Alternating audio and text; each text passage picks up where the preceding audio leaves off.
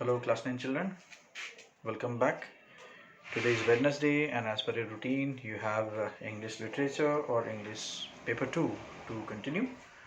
I am your Yogesh sir teaching you English paper 2 or English literature, and let me remind you, in our earlier online classes we were using the textbook Treasure Trove, and in this textbook there are two sections. One is poetry, the other is stories, right?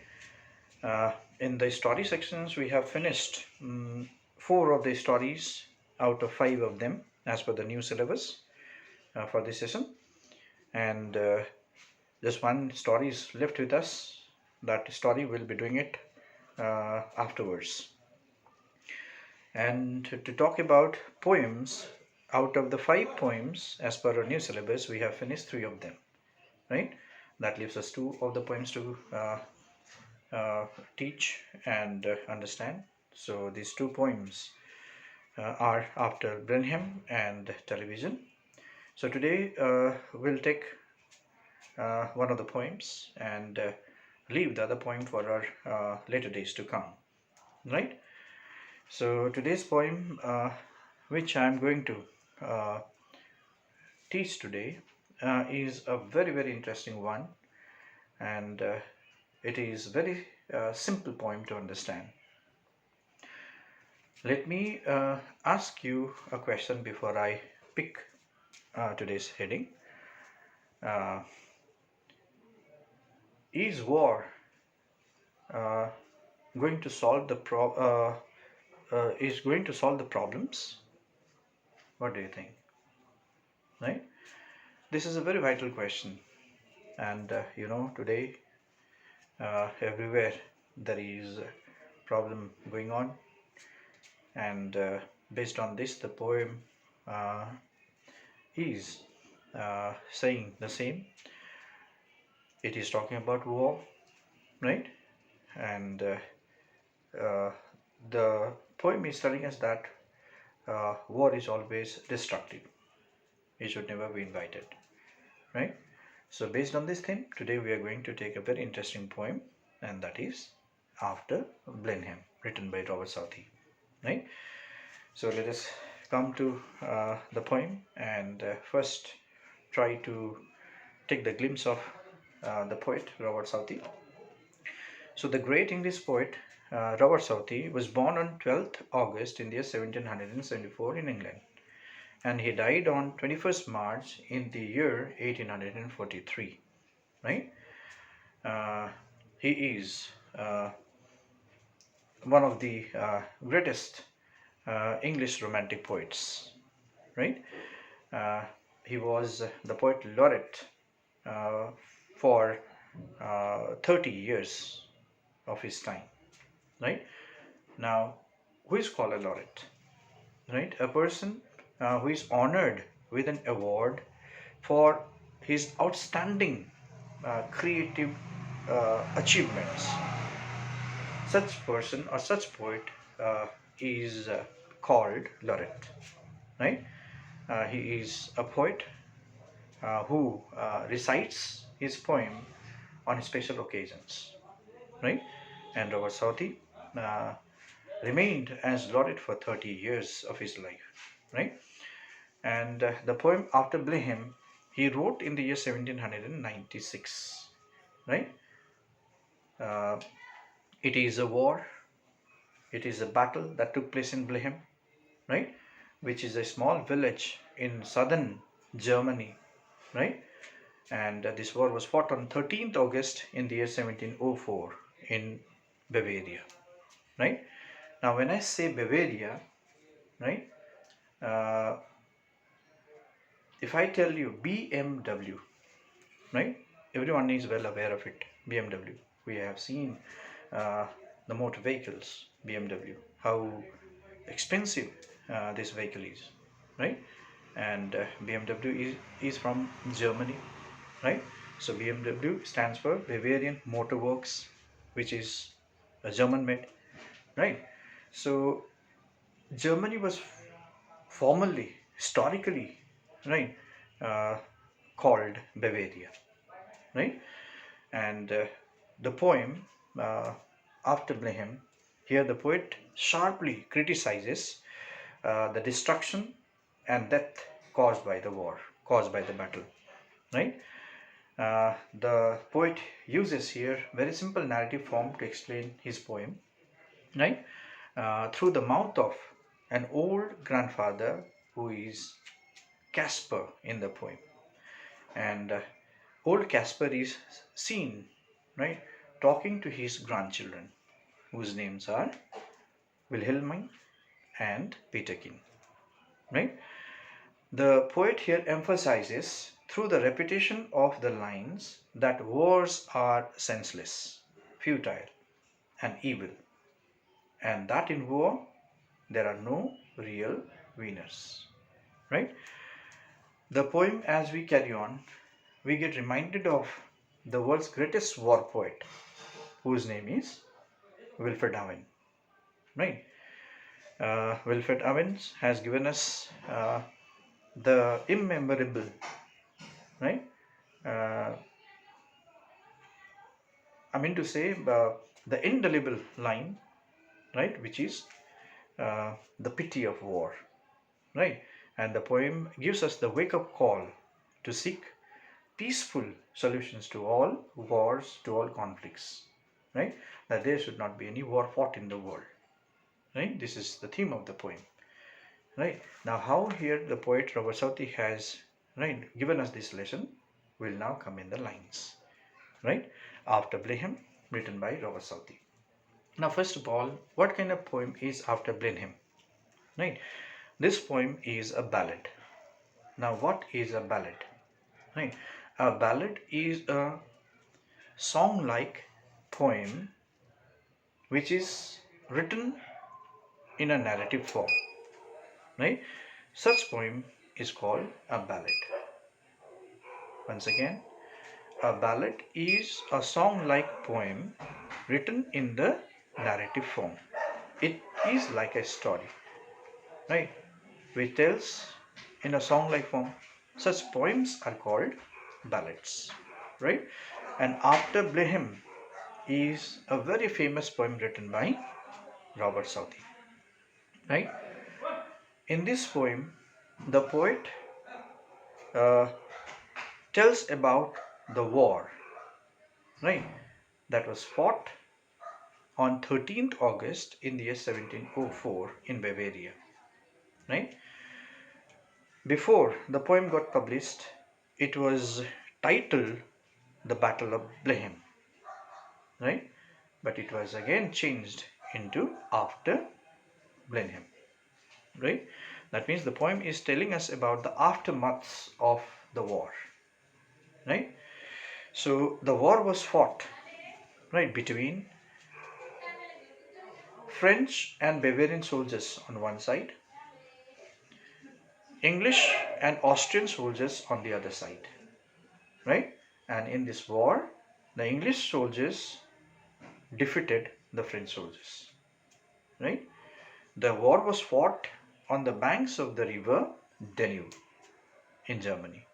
Now, this is the most important river that flows in Germany, River Danube, right? So it was fought on the banks of the river Danube. And who uh, the countries fought against each other? France and Bavaria or Germany on one side, right? And on the other side, England and Austria. We saw, right, the other side, in which the British soldiers or the English soldiers defeated the French soldiers. Okay, so that was a major victory, right, to the English. Okay, so now how the poem goes. Let us see, there are 11 stanzas in the poem. So we'll try to take up a few of the stanzas today and again continue the poem in the next online class. So see, the poem goes like this. After Blenheim, written by Robert Southey. It was a summer evening. Old Casper's work was done, and he before his cottage door was sitting in the sun, and by him spotted on the green his little grandchild Wilhelmine.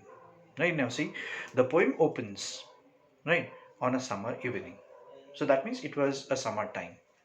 Summer season was going on and it was a summertime, right? And we see an old Casper. Now, old Casper was a farmer, right? He was an elderly farmer. Okay. After his work was over, after his day's work was over, that was to plow the field, right? Work in the field. When he has done the day's work, he then came back home, right? Washed his hands and feet, and taking some refreshment, he was seated outside the cottage door, right? Relaxing, taking the sun bath, right? He was basking in the sun, okay? Right? Feeling relaxed, okay? After his hard day's work, right? He is now seated on the right. He was seated, okay, at the cottage door and taking the sun bath, right? The faint, right now, setting sun in the western sky. And by him spotted on the green his little grandchild Wilhelmine, right? And right now by him spotted, that means, and he was watching, right, on the green field, on the patch of green field, his granddaughter, right, whose name is Wilhelmine, right, was playing. Okay, so his granddaughter Wilhelmine was playing in the green field, and the grandfather Casper was seated at the cottage door, right, and was watching his grandchild, right, Wilhelmine, playing in the green field. Now you saw cottage, so it is telling us that it is a picture of a village, right, because it is a hut. Cottage is a hut, right, and we find these kind of homes in village, so it is a village scene, right, and the setting of the poem is very ideal, right? It's very, very cozy, it's very, very comfortable, right? It's very peaceful and pleasant, right? So there is nothing that has happened so far. It's a very, very, right, you can say peaceful atmosphere, right? So we saw it is a summertime. Old Casper, an elderly, right, a farmer named Casper, after his day's work got over, he then came back home, his cottage. After getting refreshed, he then sat at the cottage door and was, right, basking in the sun, taking the sun bath, right, enjoying the moment, right, that his grandchild, granddaughter Wilhelmine was playing in the patch of green field, right. So this is the starting of the poem, right. You see, she saw her brother Peterkin roll something large and round, which beside the rivulet in playing there had found. He came to ask what he had found that was so large and smooth and round. Now you see, right? So in this peaceful atmosphere in the beginning of the poem, right, suddenly there is an occurrence in the next stanza, right? So in this peaceful beginning of the poem, right, there is a sudden occurrence in the next stanza. So what did that see? The granddaughter who was playing in the green field, right, was watching her brother, whose name is Peterkin, right? He was, right, now rolling something large and round, right? Peterkin was rolling something, an object that was round in shape, right? It was something large, okay, in the look, which he beside the rivulet in playing there had found. So while Peterkin was playing on the bank of the river, right, small river is called rivulet, right, he found that object, right, that was roundish and large, okay, and with this object he was rolling and playing, okay, and his sister Wilhelmine was, right now, looking at her. He came to ask what he had found, right, and after all he is a child, and we know, right, the children are very, very inquisitive, right, they are always asking questions. If they find something which is very uncommon to them, they have lots of questions to pose, they have a lot of questions to ask, right. So Peterkin, after having found that large and roundish object which he was playing, right, he then brought it to his grandfather to ask about it, okay. So he came to ask his grandfather, right, what he had found, okay, since he did not know what it was, okay, that roundish object, okay, and to want it to know what it what it was, he brought it to his grandfather, okay, and asked about it. That was so large and smooth and round. Okay, so that very object which he had found on the bank of the river, small rivulet, he brought it to his grandfather, right, to know more about it.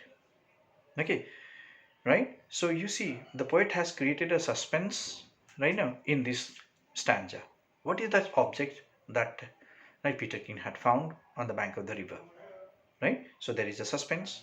Okay, and we came to know that Peterkin was an innocent and um, unaware, right, about that object. He was an innocent child, was unaware about, right, object what he had found and that he played with.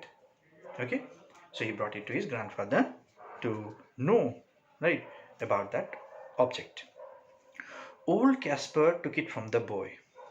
Okay, so since old Casper is an old man, he is an elderly man, right? So he's much experience in doing these all sort of things. Okay, so old Casper took it from the boy. Who is the boy? Peterkin, right? So he took it from his hand, right, and brought it in his own hand to know what it was.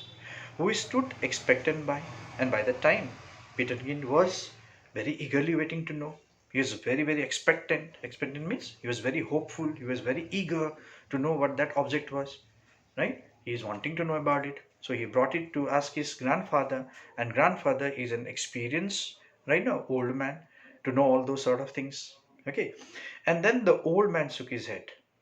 Okay, so boy Peterkin brought this to his grandfather because he had a faith in his grandfather that he would definitely tell me about this object. Okay, right, and the old grandfather, old Casper, right, holding in his hand, he began to shake his head. That means he immediately came to know what it was, right? Instantly he came to know what that object was. So he shook his head, right? And with a natural sigh, right? That means, and with a natural relief, right? Sigh is to take a long audible breath, right? When you have come to know something, right? That was confusing. Okay, so see, and with a natural sigh, right? With a natural relief, he then replied to the grandson, right? What did he say? It's some poor fellow's skull, said he, who fell in the great victory. So what was that roundish object? He told to his grandchildren that it is some poor fellow's skull. So that means it's a dead head of some poor fellow, right, who had fallen down dead long years ago in the war, right, and he lay buried, right, on earth. Yes or no? So said old man Casper, who fell in the great victory, right. So this skull belonged to one of the soldiers who had died in the war. And which war? That Blenheim war. Okay, so see here. Okay, how horrifying, right, the scene was, right? The moment was when Peterkin or both the grandchildren have come to know what that object was. It was a dead man's head who had died long, long years ago in the war. Okay, then see. I find them in the garden, for there is many hereabout, and often when I go to plough, the ploughshares turn them out. For many thousands men, for many thousand men, said he, were slain in that great victory. Now you see, the grandfather, old Casper, further said about this object. Right? He said what? I find. Who is I here? I is old Casper, the grandfather. I find them in the garden. That means such kind of, right, skulls, such kind of objects I regularly find in the garden. The garden is the field, right? Whenever I do, right, now plowing with the plowshares, right, I often, right, now find these kind of objects. Okay, so see, for there is many hereabout, and he says that there are so many, right now, okay, skeleton, right now, died men's, right, body parts, right, bones are, okay, lay buried here in the field. Okay, so there are so many of them, he said. Okay, so it's a common occurrence, right, to old Casper, right, that he finds such kind of objects right now many times when he plows the field. And often when I go to plow, and whenever I go for plowing the field, right, the plowshare is the teeth of the plow, right, is a blade, the very sharp blade of the plow, right. Whenever he uses this plowshare in the field to plow the field, right, those things are uprooted, those things are seen coming out, right. So you see, so in this right now line, right, or in these lines, right, the poet has used the visual, right now, you can say imagery. We are seeing the objects, right, or old father is letting us see what these objects are when he's plowing the field, right. So visual image is used in this stanza, right. So the war took place long years ago, right, but the effects can still be felt today, that they are that it was a very horrifying scene, that it was a very horrifying war, right. So the war was fought long years ago, but look at the effect can be seen even today, right now, and it's very horrifying. Okay, and you saw, for many thousand men, said he, was slain in that great victory, right now. So it was not just one, right, or two who died in this war, right. There were, right, thousands of soldiers who lost their lives, they were killed in this war, right. Old father said, was slain in that great victory. Slain means killed. That thousands of soldiers, right, were killed in this great victory, right. That is what here old Casper, right now, uh, says to his grandchildren. Okay, now see, now tell us what it is all about. Young Peterkin, he cries, and little Wilhelmine looks up with wonder waiting eyes. Now tell us all about the war and what they fought each other for. Right, now see, okay, hearing this, Peterkin becomes more curious, more eager, right, to know about this war. So he asked his grandfather, right, now tell us all about that war, right. Young Peterkin, right, he cries means he was very excited to know about that war. Excitedly he awaits his grandfather to relate him about that war. So he demanded his grandfather to tell, right, them more about that war. And little Wilhelmine, right, looks up with wonder waiting eye, right. Now, right, sister, right, or daughter Wilhelmine, right, she was with the hope to hear or to listen, right, a very fantastic story, right now, uh, uh, about this, and that is why she is seen with wonder waiting eyes, right. So look at the difference here. The boy Peterkin, he awaits for, right, to know much about that war, and my sister, right, Wilhelmine, right, she is with the hope to listen a fantastic story, right. That is why she is with the wonder waiting eye, right. Now see, now tell us all about that war. So tell us about that Blenheim war, demanded the children, and what they fought each other for, and tell us the reason for the war. Why did they fight? Why there was a war? Right? Tell us the reason also about that war. Right? The children demanded from their grandfather to relate. Okay. Now, what did the grandfather say? Right? What was that war? Who fought? Right? And what reason did he say to the grandchildren when they are asking for the reason of the war? So we'll again wait and see in our next online class. Thank you very much.